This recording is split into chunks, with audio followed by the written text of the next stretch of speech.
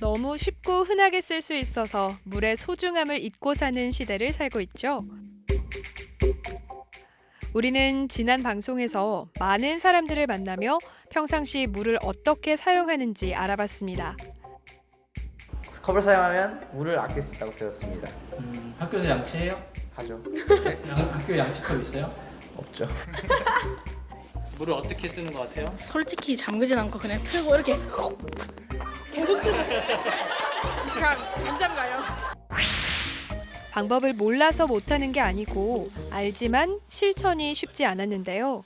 그렇다면 우리 생활 속에서 물 절약이 습관이자 일상이 되게 하는 방법은 무엇일지 생각해 봅니다.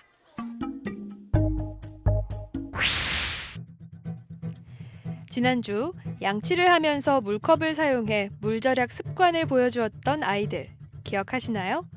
한 6살 때부터 컵을 받아서 물을 썼던 것 같아요. 아, 컵이 많아서 왜 그렇게 했어요? 그냥 엄마가 하라고 그래서? 물을 이제 틀어놓으면 그 이제 이제 물을 이제 할 때 양치 이제 뱉어야 되는데 이제 받아야 돼서 이제 컵에 받아서 이제 쓰게 됐어요. 뭐 아이들에게 따로 그러면 물 절약 습관 뭐 이런 거 교육 가르쳐 주시는 게 있을까요? 물 수도꼭지 좀 잘 잠가라 정도. 그리고 양치컵에 물 받아서 쓰고, 그다음 세수할 때도 물 이렇게 함부로 틀어놓지 말고, 이 대야도 있고 이제 그 세수 하는 데 있으니까 거기에서 물 잘 받아서 쓰라고 하는 정도 하고 있고요. 평소 물 문제에 관심이 있는 엄마의 교육이 알게 모르게 영향을 미친 것 같네요. 이런 물 교육이 가정뿐 아니라 학교에서도 활발히 이루어진다면 보다 효과가 높겠죠? 오늘은 이제 우리가 물에 대해서 배워볼 건데 환경교육 수업을 받는다고 생각하면 돼요. 알겠어요? 네. 제주의 물이 어떻게 만들어지는지, 제주 환경에 대한 이해를 조금 더 하고, 그리고 물이 어떤 순환을 거쳐서 우리한테 오는지, 그리고 이런 과정에서 물이 얼마나 소중하고 우리에게 필요한 건지를 아이들이 이해하게 할 수 있게끔 하는 교육입니다.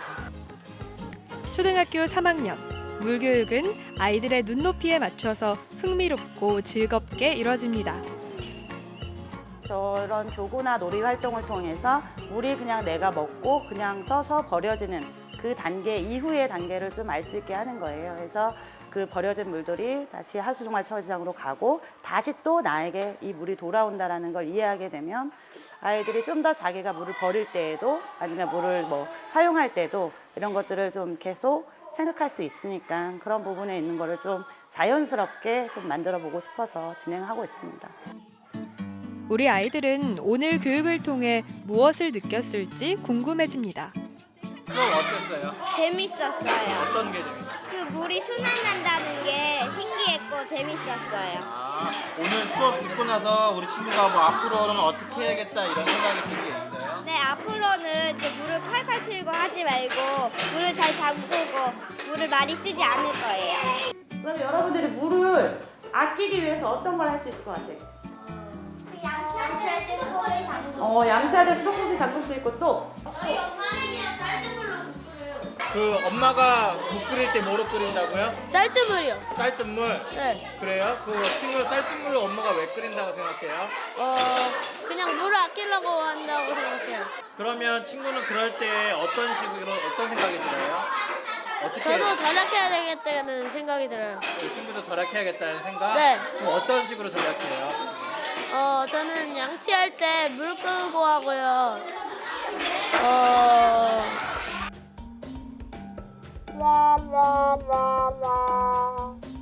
제주의 환경이 굉장히 안 좋아요. 물 같은 경우에는 양적인 부분이나 질적인 부분에서 굉장히 문제가 많은데 사실 초등학교나 어린 친구들은 그 물의 어떤 그런 문제를 인식하기가 굉장히 어렵거든요. 물은 항상 나오는 거기 때문에, 그리고 쉽게 얻는 것이기 때문에, 그래서 이런 교육을 통해서 이 물의 자원에 대한 소중함이라든지 이런 것들을 어릴 때부터 좀 교육이 돼야 몸에 밴 실천으로 아이들이 실천할 수 있기 때문에 초등학교 대상의 교육을 좀 더 많이 하고 있는 편입니다. 제주 물의 소중함을 담은 책도 만들어졌는데요. 아이들을 위한 동화와 어르신들의 물 이용에 대한 구술사랍니다. 저희가 원래 그 서귀포 물 이야기 책자도 나왔고요. 그리고 어린이를 위한 동화책도 나왔습니다. 그래서 저희는 이러한 계속 컨텐츠를 개발하고 이러함으로써 나중에는 시상식이나 공모전에서 모든 도민들이 다 참여하고 할 수 있는 행사를 저희가 준비를 하고 있습니다. 그래서 앞으로는 이제 도민이나 여러분들이 물 절약의 생활이 확산되기를 기대를 하고 있습니다. 물이야기 책과 동화책 2천여 권은 도내 110개 초등학교와 관공서 등에 무료로 보급될 예정입니다. 저희가 제주도의 그 생명수인 지하수의 소중함을 알려주고 그리고 저희가 어린이들에게 가장 쉽게 전급할 수 있는 게 뭐냐 했을 때 저희가 첫 번째로 물 동화책을 발간하는 게 가장 첫 번째 이유였습니다. 그래서 우리가 어린이들이 할 수 있는 것과 그리고 우리가 앞으로 해야 할 일 그리고 그게 어떤 것들인지 고민하고 실천할 수 있는 계기가 마련되었으면 좋겠습니다. 일반인뿐 아니라 제주의 지하수를 이용하는 관련 업계 종사자들을 대상으로 전문 교육도 이루어지고 있습니다. 지하수 모델링 교육을 실시하고 있고요. 대상은 제주도에서 지하수 관련된 일을 하는 지하수 관련된 분야에 종사하는 분들을 대상으로 하고 있습니다. 지하수 모델링은 지하수계에서 발생하는 여러 가지 현상들을 분석하는 데 이용되고 있고요.